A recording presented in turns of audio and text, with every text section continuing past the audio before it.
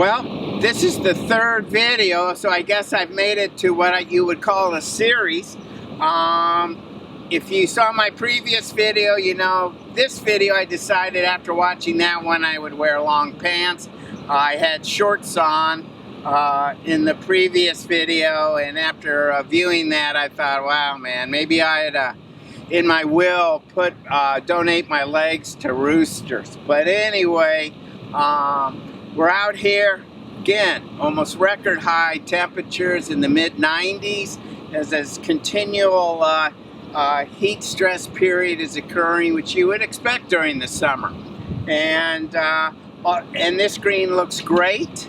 What I want to talk about though is what's happening to these plants. In this kind of condition, oftentimes, and it's been dry, what you're trying to do maintenance-wise is watching this turf, tees, greens, things like that, for high areas that may be drying out or places like that, and adding water or lightly syringing in the afternoon to at least give some relief temperature-wise to the plant. And although this green looks great, there's changes going on. And most of that is kind of chronic. Not much different than us. If you're out in high temperatures or the summer heat day after day after day, you tend to slow down in your activities. You just get tired. Well, these plants do that too, relatively speaking. And one of the symptoms they'll show is increased wear. In other words, practices that we do all the time, like mowing every day or rolling and brushing, is that those begin to put some stress on the plant under these kind of conditions.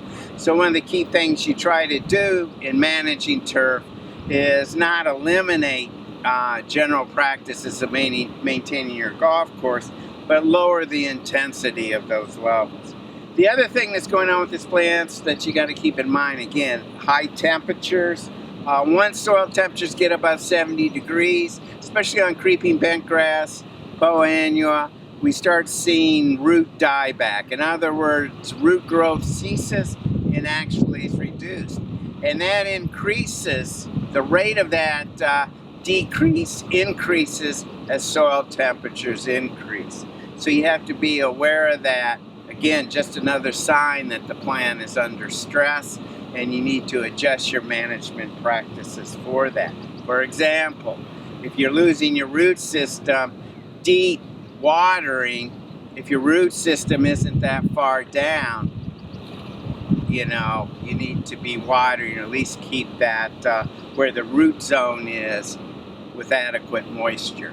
So again, these plants are as I should say, beginning this chronic process of wearing down. We're early in the cycle. It'll progress as the summer goes on. Now you might hear the sound in the background, and that sound is from a fan, which I'll pop that video here in a second. We talk about that in class. Why he's running this fan is to improve air movement across the green. Okay, and even though you can see the flag blowing, which is a good sign because the plant's cooling, you can run, some of these golf courses have these fans, especially for greens in low-lying area where air movement is restricted. And what they do is they encourage air movement across the turf, which enhances evaporation or transpiration. So by doing that, the plant cools itself. So that's the process. That's why, okay, transpiration rates are important in cooling the plant. You got to provide enough moisture, though, to counteract.